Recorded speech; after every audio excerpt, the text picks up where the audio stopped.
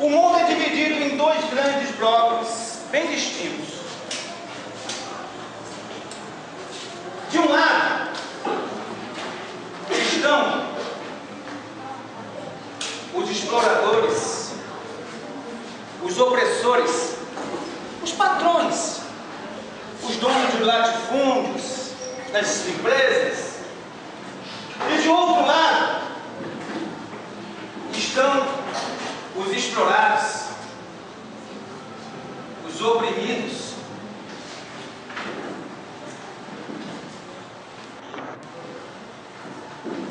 Martelo é uma foice simbolizando a força do trabalhador. E essa divisão faz surgir um fenômeno conhecido como luta de classes. De um lado, os exploradores, os opressores, e de outro, os explorados e oprimidos. E eu, como a grande maioria, é claro, faço parte dos explorados e dos oprimidos.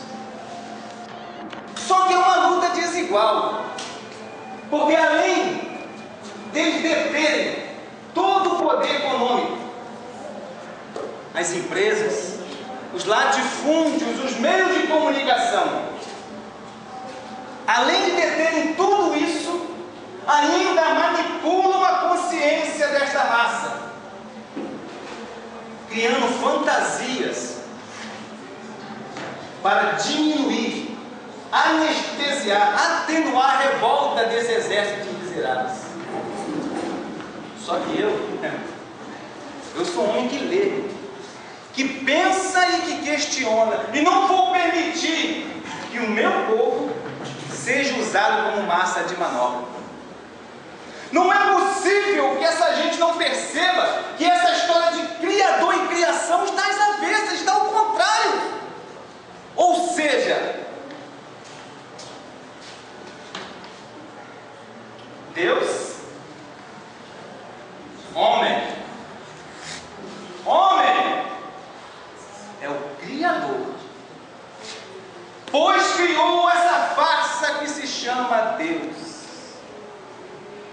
E Deus é a criação, pois foi criado pelos homens para desviar a atenção desses miseráveis na luta por um mundo melhor. Lá na empresa que eu trabalho, lá na fábrica que eu trabalho, tem um crente que veio me dizer que tem uma passagem na Bíblia em que um homem é engolido por um grande peixe e fica 3 dias e 3 noites dentro do ventre do peixe. E depois o peixe vai e cospe o homem na areia. Absurdo, absurdo, absurdo. O primeiro absurdo é que não existe nenhum peixe capaz de engolir um homem. Não sou eu que digo isso. É a ciência, está nos livros. E o segundo absurdo, aliás, o cúmulo dos absurdos, é que o idiota me falou: se está na Bíblia, eu acredito. Se tivesse escrito que foi o homem que engoliu o grande peixe, eu também acreditaria, porque está na Bíblia. É por isso que eu tomei como minha bandeira de luta acabar com essa ilusão. Eu digo em alto e em bom tom: eu sou ateu, graças a Deus.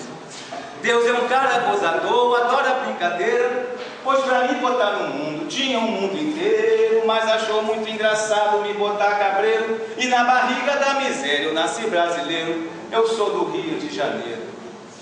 Diz o insensato no seu coração: não há Deus.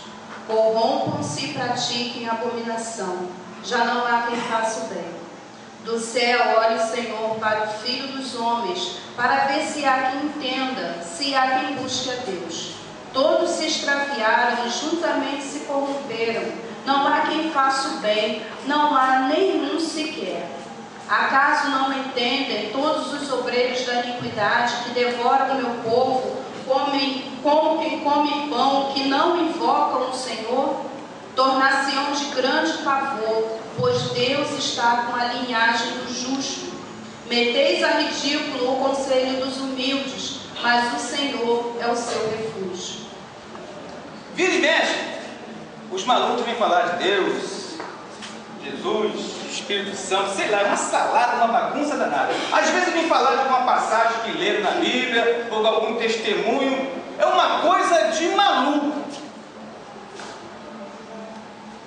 Chamando-lhes, ordenando-lhes que absolutamente não falassem, nem ensinassem o nome de Jesus. Mas Pedro e João lhe responderam: julgai ser justo diante de Deus, ouvir-vos antes a voz do que a Deus, porque não podemos deixar de falar do que temos visto e ouvido. Já houve vezes que o patrão demitiu alguns pelo simples fato de ficar conversando com essas conversinhas doidas de Bíblia. Às vezes conversavam antes do expediente, tudo bem, era antes do expediente, mas foram demitidos assim mesmo. Até no intervalo também eles conversavam lá para tentando converter alguns funcionários e foram demitidos. Bem feito, assim eles acabam com essa loucura e desencantam disso daí. Agora vos digo: dai de mão a estes homens, deixai-os, porque se este conselho ou esta obra vem de homens, perecerá. Mas se é de Deus, não podereis destruí-los, para que não sejais porventura achados lutando contra Deus. E concordaram com ele, e chamando os apóstolos, e tendo-os açoitado, mandaram que não falassem o nome de Jesus, e os deixaram ir. E eles se retiraram do sinédrio, regozijando-se por terem sido considerados dignos de sofrer afronta por esse nome. E todos os dias no templo e de casa em casa não cessavam de pregar Jesus, o Cristo. Vou ler uma carta que recebi aqui do meu amigo, um companheiro de luta revolucionária, está sempre nas greves comigo, nas manifestações. O companheiro Ventura mandou uma carta, deve ser sobre alguma greve, alguma luta. Companheiro, você sabe que estou de férias, por isso resolvi visitar minha família no norte do Brasil. No meio da viagem foi necessário fazer um percurso de barca, e o comandante do barco informou que seriam 6 horas de viagem.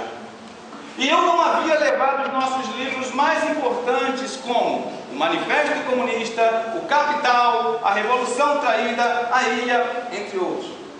Os livros mais importantes o cara não leva. Aí eu perguntei ao passageiro ao lado se ele tinha algum livro para me emprestar, só para passar o tempo. E ele tinha. Só que para o meu azar o cara era crente. E o único livro que ele tinha era a Bíblia. Mas para passar o tempo eu fui lendo alguns trechos. Ah, não acredito. De repente a barca começou a apresentar problemas e começou a afundar. As pessoas começaram a gritar e utilizar os botes e os coletes salva-vidas. Como não sobrou nenhum bote nem colete, eu fui obrigado a pular na água e tentar a sorte a nado. Caramba! Avistei uma ilha e me dirigi a ela. Quando cheguei na tal ilha, reparei que estava só. Os outros tomaram outra direção, mas eu consegui salvar alguns pertences. Passou-se um dia inteiro e nem sinal de navio, barco, lancha ou algo parecido.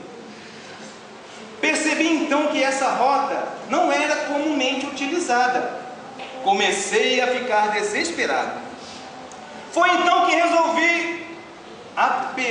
resolvi apelar para a Bíblia.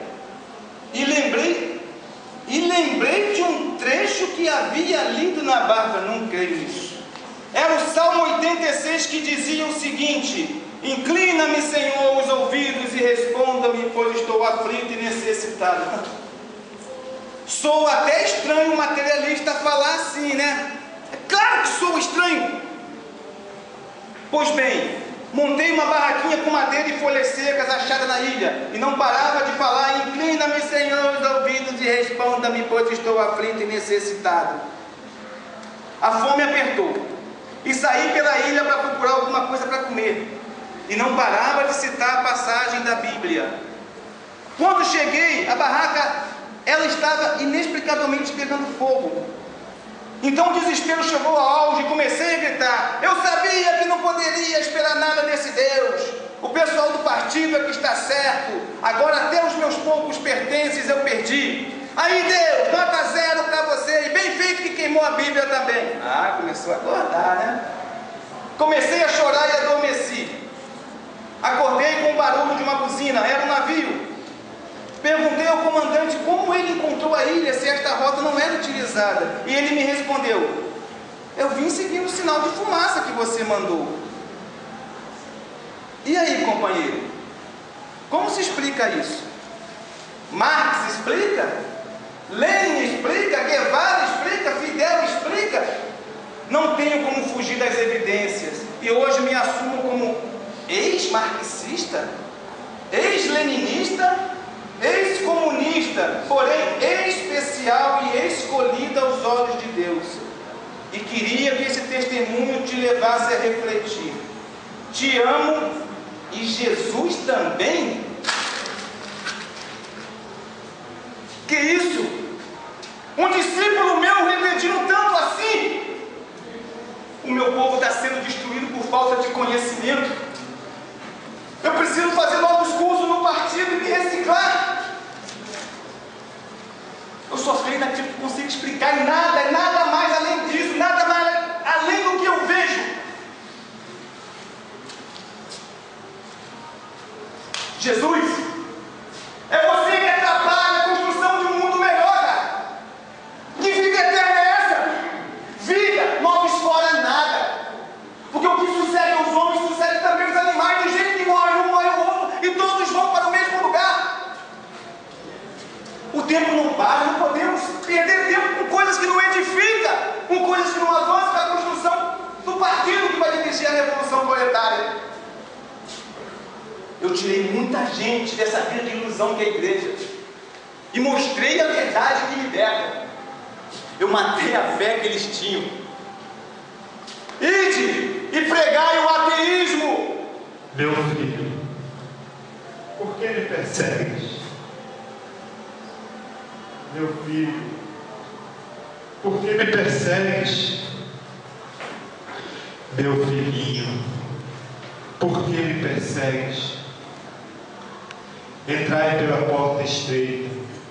Larga é a porta, espaçoso o caminho que leva para a perdição, e são muitos os que entram por ela. Porque estreita é a porta, e apertado o caminho que conduz para a vida, e são tão poucos os que acertam com ela.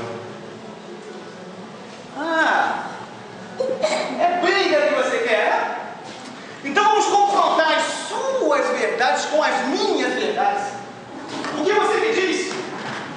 Vamos lá. O que você me diz dessas pessoas que detêm o poder, que detêm toda a força econômica de um país, que detêm as empresas, as indústrias, latifúndio? O que você me diz disso? Sai dessa! Não acumuleis para vós outros tesouros sobre a terra, onde a traça e a ferrugem corroem, e onde os ladrões escavam e roubam. Mas ajuntai para vós outros tesouros no céu, onde a traça e nem a ferrugem corrói, e onde os ladrões não escavam e nem roubam.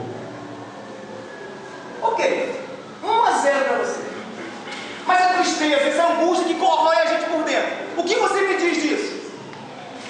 Vinde a mim todos os que estão cansados e sobrecarregados, e eu vos aliviarei.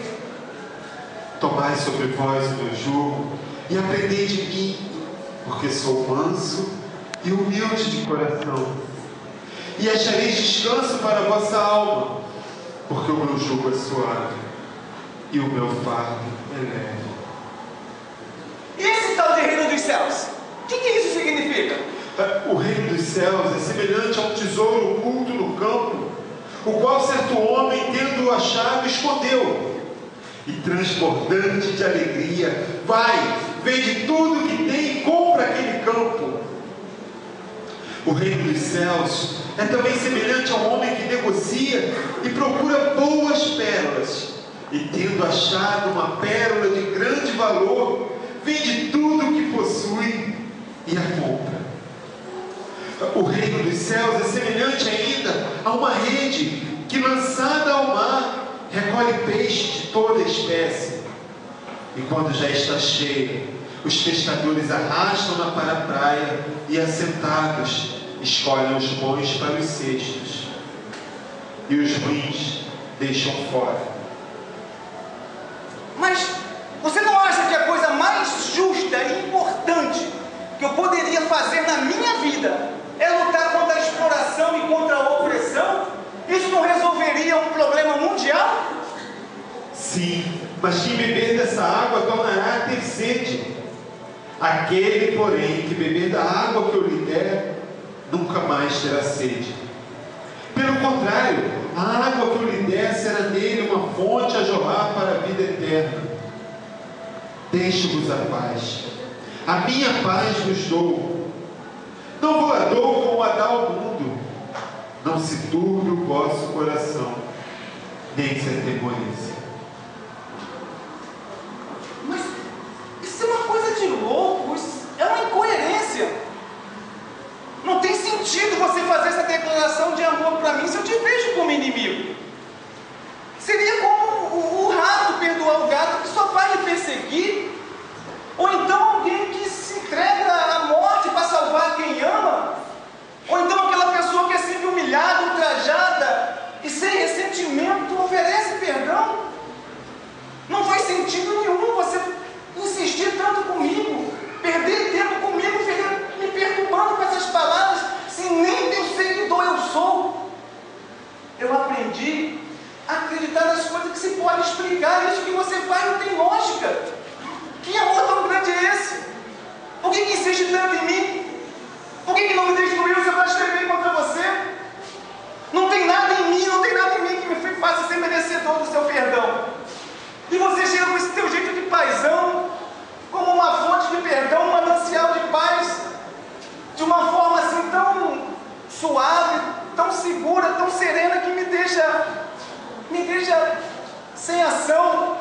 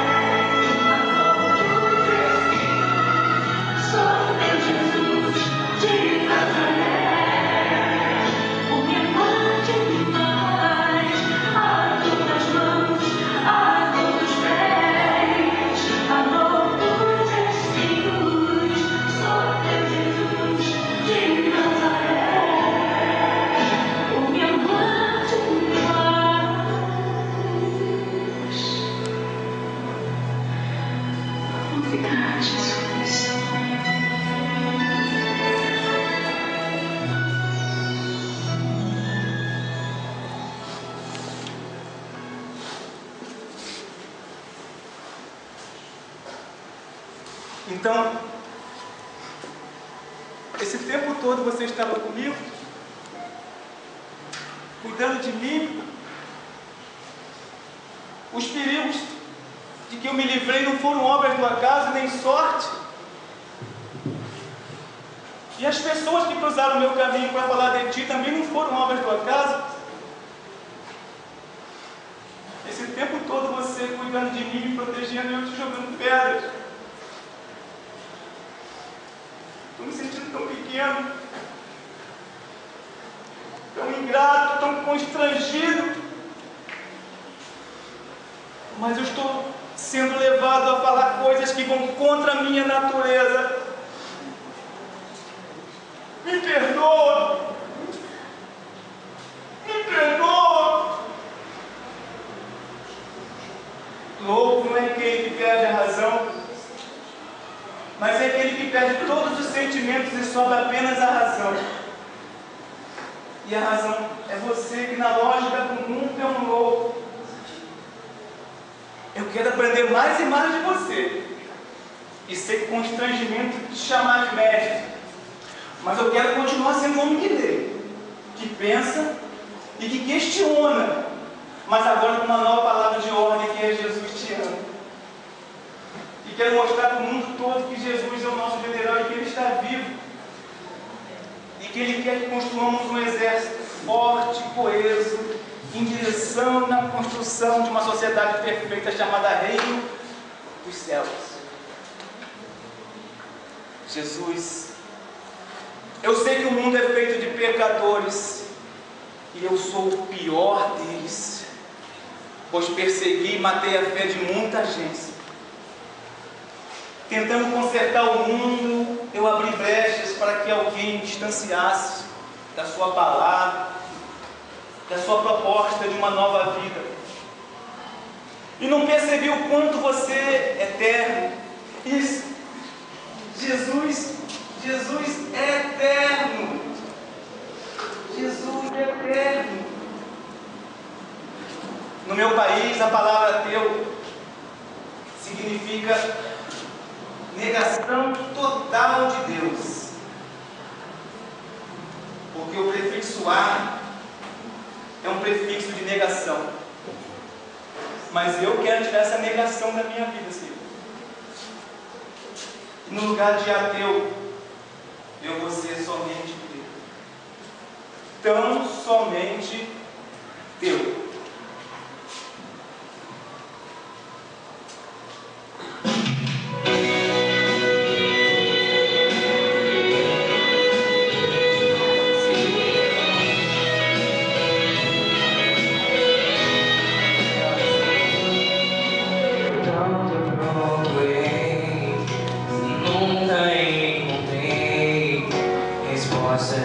Que explique esse amor. Foi me acostumar a não acreditar em coisas que eu não saiba explicar. Eu ouvi falar de ti, mas eu quis te ouvir falar. Duvidei que um dia fosse te encontrar.